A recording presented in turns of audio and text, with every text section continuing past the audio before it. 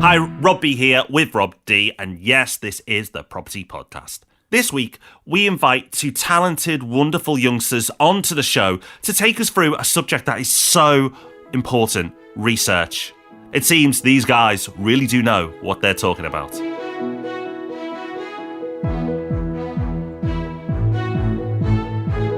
Welcome to the Property Podcast, where every Thursday morning, for a long time now, property investors have come together to be informed and inspired.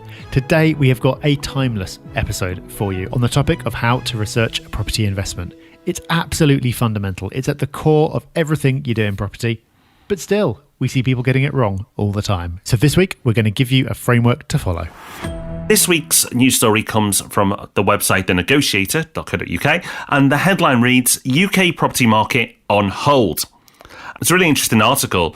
It's some depth here, so there's quite a bit to mull over, Rob, but most of it is based on comments from Kate Falconer. Yeah, it is a really good article. It's one of those rare occasions where it's really worth reading the whole thing. So you'll find the link in the show notes for this episode. Well worth having a read. So in this piece, Kate Falconer, who's a well-known property commentator, is commenting on lots of the same things that we've talked about before, all the different kind of indices and forecasts and all these different things that come out on a regular basis, and trying to piece together what it all actually means.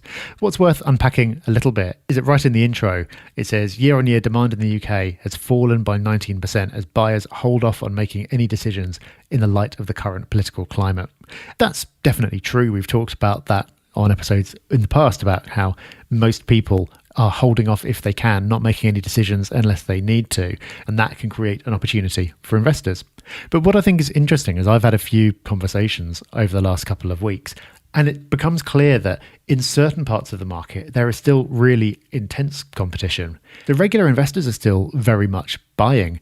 I've talked to a few people who are going after your kind of typical investor property, so maybe up to a couple of 100,000, maybe it needs a light refurb, maybe it's ready to go. And there's still loads of competition and properties getting snapped up very quickly. In other parts of the market, that's not the case. So trying to sell more expensive residential homes is definitely a lot more tough at the moment, especially in the southeast. And then there's also larger developments or perhaps small blocks of flats where there are really good deals to be done at the moment, perhaps because there's a more limited market for that kind of thing. There aren't so many buyers around in the first place, so if a few of them drop away, it's a little bit more obvious. Or maybe in some cases, it's because you're looking at a project that's going to take a year or more to come to fruition, and people are nervous about committing to that kind of project at the moment. So really, I think these examples just illustrate that there is no such thing as the property market. There are lots of different property markets in terms of region and in terms of the type of property and indeed the type of project. And I think that's important to be aware of. Again, read beyond the headline. A headline can tell you something about an average or about the UK as a whole, but you need to learn what it's going to be like where you're investing. What's the market like for that type of property at that type of price in that type of area? Everywhere's going to be different. The only way to find out is to dig in and do the work yourself. So a headline might give you something useful to work with, or it might just lead you in the wrong direction. This week on the podcast, we are jumping in our time machine, and we're going back to an episode way back to 2013. Now, we sound a lot younger and a little rougher around the edges, but we're prepared to embarrass ourselves and bring back this early episode for a good reason, because the subject we covered was research. Now, research is not one of those topics that goes out of date. Yet, for all the years that we've banged on about doing research, it seems that not enough people have taken heed of this warning. Research is critical when it comes to property investment. Whether you consider yourself hands-on or hands-off, research is universal. Everyone has to do it. Yet, frustratingly, as much as we banged the drum and told so many people, thousands, hundreds of thousands of people now, that research is important, there are still many people who are forgetting this crucial step. Even if you have listened to this episode before, it's been a few years now, so make sure you absorb the lessons and the approaches we recommend. It's something that we mention in a YouTube video that we put up recently about working with property investment companies. And in it, we say, just because you're working with a company doesn't mean that you don't have to do your own research. All it means is it changes the type of research you have to do. You don't have to go and do your own viewings. You might not need to come up with the investment idea in the first place because they put things in front of you. But that doesn't mean you don't have to do anything. You have to research their research because they could be wrong. They could look at the data and come to different conclusions from what you do. Or they could just have a different interpretation from the data than you do. Or they might be looking at a different goal from what you are. You still have to do the research. And it's not just when buying through companies. We still come across people who are buying properties themselves and just not doing the research. They're investing in a particular area because someone else said it was a good place to buy. They've maybe gone and looked at 2 or 3 places one Saturday and put in an offer on one. Now, the wonderful thing about property is if you're in it for the long term, it's very forgiving. You might end up being okay. I just can't understand why you would go into an investment where you're putting tens of thousands of pounds of your own money on the line and not really dig in, use all the tools that are out there, of which there are loads, and make sure that you're comfortable with what you're doing. It makes no sense to me, Rob, but clearly we need to bang that drum a little bit more, and that's why we're replaying this episode. Yeah, so you're going to get 2 benefits from this episode. You're going to get the lesson, and not everyone goes back and listens to our old episodes.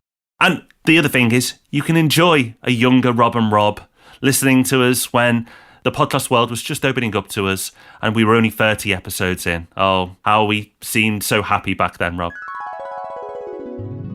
Okay, so why research? Well, I know it sounds silly, but some people don't. Research is the most important thing you can do when looking at any property investment. It's where you should spend most of your time. It shouldn't be dreaming about your profits. It should be spent on your research, because research not only will make you money, it could save you vast amounts of money from massive mistakes. The horror stories in property, sometimes it's people being unlucky, but the majority of times it's lack of research. And, I think most people who've had a nightmare property situation happen will put their hands up and say, if I did a bit more research, I probably could have avoided that. How do we go about research? Well, there's a few ways of doing it. First off, you can do an initial sort of overview. You look at the property investment and you go, is this worth looking into any further? And then if it is, you move on. And after that, you've got really 3 levels. You start on the internet, you go to the phone, and then you get your shoes out and you get on the street. So we're going to run through all the processes, lots of things you can look out for to do. First of all, Rob, the quick checklist. This is a time saver. Yeah, so 3 levels of analysis coming up. But to save yourself going into these 50-odd factors we're going to list out, a few quick things you can do to see if it's worth going any further. So for the purposes of this example, we're going to assume that someone has approached you with an investment opportunity, telling you about a potential investment that's in an area that you're not very familiar with. So a lot of the time this won't happen. You're going to know an area and you'll have targeted that for a specific reason and be looking for investments within that. But so we can cover everything, we're going to assume that someone's just told you about an opportunity in an area you don't know that well. So here's a quick checklist. Firstly, is the area in or close to a major town or city? I'm sure you can invest in rural property, but I don't personally know anyone who does it, and I wouldn't want to, because you want to have the rental demand, and the rental demand is clustered around things that are found in major towns or cities. So that's check number 1. Next one is, does the property look like a good deal? Is it below market value, if that's what you're looking for, or does it in some way meet the whatever criteria you've set out, based on a rough kind of numerical overview of the kind of thing you're looking for, without wasting lots of time digging right in straight away? The third factor is getting on Google Street View. Google Street View covers the vast majority of the UK, and getting on there could save you a lot of time. Because, okay, the numbers might look okay, but if you look on Street View and it's next door to an abattoir or something, however good the numbers are, think about the trouble you're going to have letting that out. If you don't have the stomach to do millions of viewings and have everyone put off by it, it's just going to be too much work for you. So you can figure that out on Street View before you go any further at all. And lastly, think about your gut instinct. We've talked about this before. There's something to gut instinct. Whatever it is, whether it's your subconscious kind of telling you something, if something feels wrong, either just when you're having a look at the deal or in the way it's been presented to you or the person who's presenting it, whatever it is, if something feels wrong, it's worth paying attention to. So that's your quick checklist. If you get through that and there doesn't seem to be anything glaringly wrong, then you move on to the first of the 3 levels of research, which is getting onto the internet. Yeah, the internet. And actually, true story, Rob, the Google Street View, that saved me massive amounts of time once. I got the numbers of an investment. It looked absolutely fantastic. You could say almost too good to be true. And, I'm used to seeing good deals. And I looked at the numbers. Yeah, major town and city. Yeah, it was a commuter town. Jumped on Google Street View next to a massive tyre shop. And it was more of a yard than a shop. That could be a quick maneuver to save you a lot of time. Okay, so if everything's looking good, we move on to the internet. One of the first things you can do is jump on Rightmove or Zoopla and have a look at the current asking prices for the area, the current purchase prices. So if you've been offered a property and it's at 80,000 for a 2-bed house, what are other 2-bed houses in similar condition going for? It starts to give you an idea, and like all these points, it's not going to tell you if it's a good investment, that one point on its own, but it's about building a bigger picture. And that certainly can help you start that. Next is look on for the rental asking prices. Now, bear in mind, these are asking prices, so it doesn't necessarily mean what they're going to go for. This is just a guide. It's about that bigger picture. Have a look at the asking prices for property in the local area. Now, when you're doing that Rightmove search, make sure you're searching close by and like for like. A property 3 miles away is not going to be comparable. Or if your property is a bit run down, comparing it to a property that is brand new is not a like for like either, unless you're going to spend money doing it up. Just make sure it's very close by. Start with a 1/4 mile radius and then move out to 1/2 mile if needed, and make sure it's like for like. When on Rightmove, another search you can do is there's a little button you can click which says sold subject to contract, or STC. If you click on that button, you can see what properties have been renting for, get an idea what prices they've gone for, and also what properties have sold for as well. So sold subject to contract, have a look at that, click the button. It's on the search bar, so just have a look next time you're there, you'll see it, and that too is worth doing. Next up, check the land registry. So yes, it's good to see what the asking prices are, but even better is seeing what the prices have gone for. So you want to see properties that have recently sold in that area. If there are some, then great. If there are not, why not? Is this area quite rural? Is the market not fluid? Why aren't there comparables in and around this area? That might be a warning sign to you. So look at the land registry, look at what properties similar to yours are going for, and if it stacks up, continue on your search. Okay, next up, have a look for any investment that's planned for the local area. Reason why, this could boost rental and property prices. It's really easy to do. Just jump on Google, and if it's Manchester, type Manchester investment. And then if you're, a suburb of Manchester, then you might research that suburb as well. You'd be surprised how much is out there. Google is a powerful tool, and it doesn't take a lot of digging to see if there is any investment out there. If there is, it'll be documented on Google. It may have just finished or it may be coming up, but it's always worth looking for, because that could be another tick in the box for you. Next, what are the local unemployment levels? Are they higher or lower than average? We'll link to some of the resources you can use in the show notes. So don't worry if you're thinking, where can I find this information? Go to thepropertypodcast.com, go to episode 31. All the links will be there, but there's a link there for searching employment levels in the area, what the average is, and where your area sits. Is it above average or below average? Again, if it's lower than average, then that might be an area of concern for you. What is the area's credit rating? Again, this can give you a guide to the type of area you're looking at. There's a great website, again, we'll pop it in the show notes, that you can type in the postcode and it'll tell you the local credit rating from 1 to 999. It'll tell you what the average is, which I think is 700 and something. And it'll tell you exactly where your area sits, above or below it. Again, not one piece of information that can make a decision, but as part of building up a bigger picture, it's really useful. What are the local transport links like? Where's the nearest train station? It might be great if that town or city has a good train station with great links, but if you're 3 miles away from it, then it's not quite as good. So how far away from you are you from those train stations? And not quite as good, but always important to look for, is bus stops. Can the people renting your property get a bus nearby? Or is it a massive walkaway? Or are they infrequent? Is it semi-rural where you are and there's only 3 buses a day? Where I live, the buses come, when they feel like it. It's not very often at all. So, where I live is not a good area for investments. And then other things you can look at, local hospitals. Well, why? Great source for tenants, and very similar to that, universities as well. Because you may not want to lend to students, but those students often stay on in those cities and become young professionals. And there's plenty of people who work in the universities as well. Again, having a university or a few universities in the city is no bad thing, and in my opinion, can only be considered a good thing. Okay, well, let's keep on with looking at more fundamentals and more things that tenants are going to care about and going to make the property easy to let.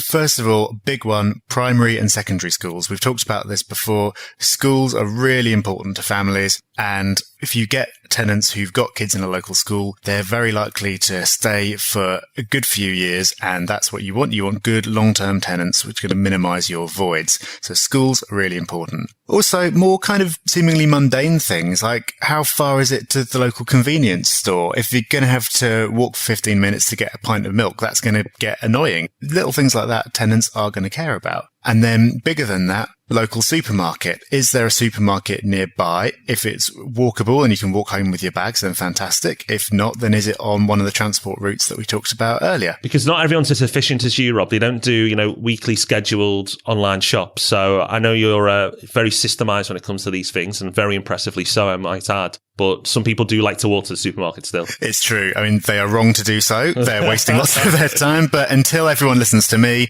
this is still an important factor. Now, one more that's up my street. How far is your nearest international airport? Now you're talking. When I was in Norwich, I was being shown some properties that you could literally walk 5 minutes to the airport and fly off to Europe and get connections from Amsterdam. Amazing. I'm sure there'll be flight path issues to think about and things like that. You want to have a think about noise if you're right next to an airport. But, that's still a big tick in the box if that particular transport link is there. And then if the property's not actually in a major town or city, then how close is the nearest one?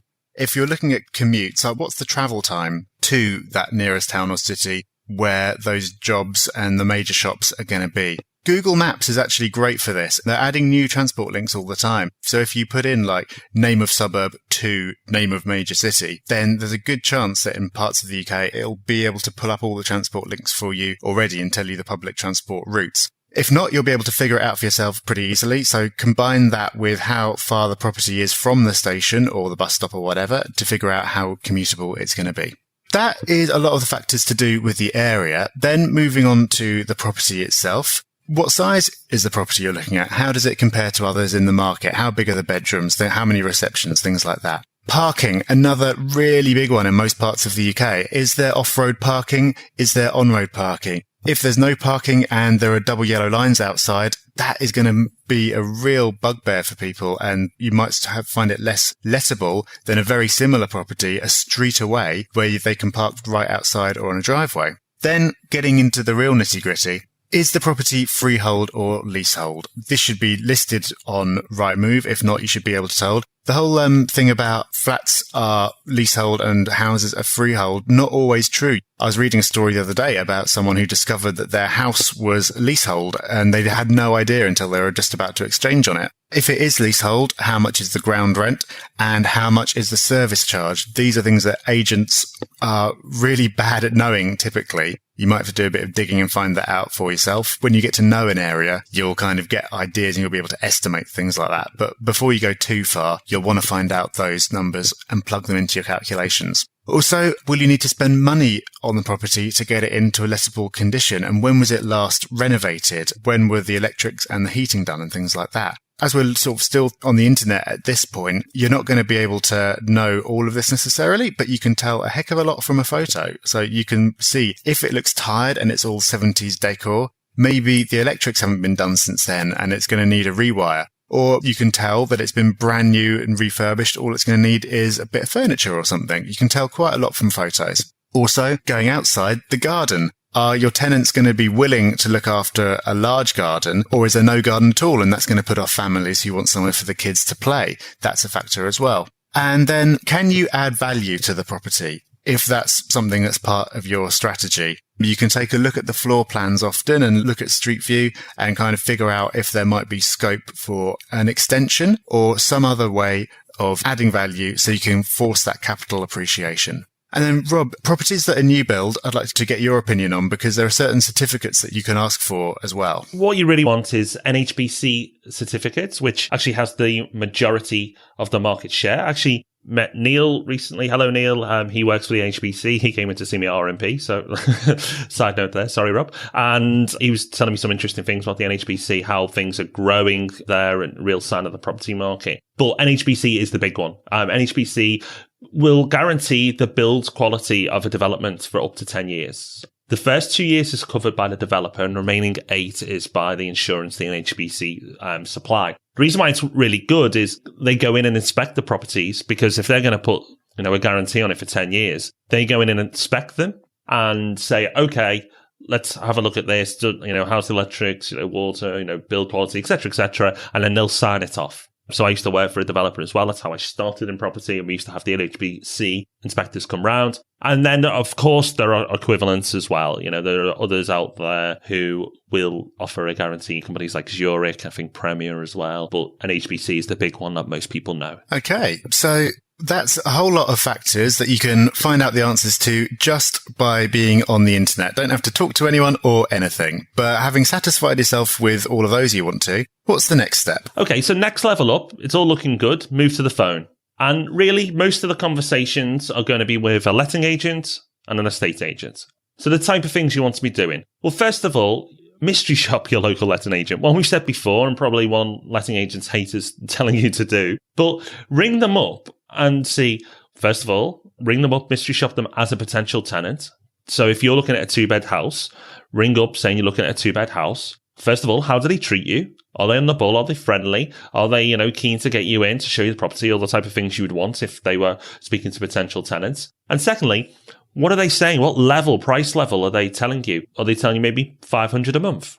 And then ring up as an investor, as a landlord, and say, okay, I've got a 2-bed house. I'm looking to put it on the market, or I'm about to have a 2-bed house looking to put it on the market. What do you think the market's doing at the moment? And, what do you think I will get for the property? They might say, oh yeah, it's really buoyant at the moment, which you would expect them to. And you can get $550. And the reason why you might get 2 different numbers is they're probably going to try and manage the expectations up of the tenant and manage the expectations down of the landlord. So the true number might be somewhere in the middle, around 525. You might get a letting agent who just tells you straight and tells you it's 525, but it's always worth doing and always worth calling more than one.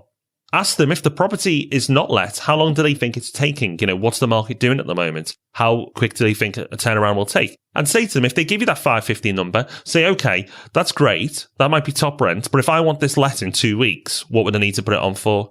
It's a question they probably wouldn't get asked that often, but it really makes them think, and you often get an honest answer then, because they realise that what your motivation is. It's not to get the maximum rent, it's to get a tenant in quickly, which actually is more important. Think about it. If it takes you 2 months to get a tenant in at 550 or 2 weeks at 525, run the numbers. It's clearly better to get a tenant in 2 weeks at 525 because you've had 6 weeks with no rent. It's better to get someone in quickly at a reasonable fair rent than waiting out for a top rent. So say to them, if I wanted this let in 2 weeks or 7 days even, what price do I need to get it on for to get it let? So always a good question to ask.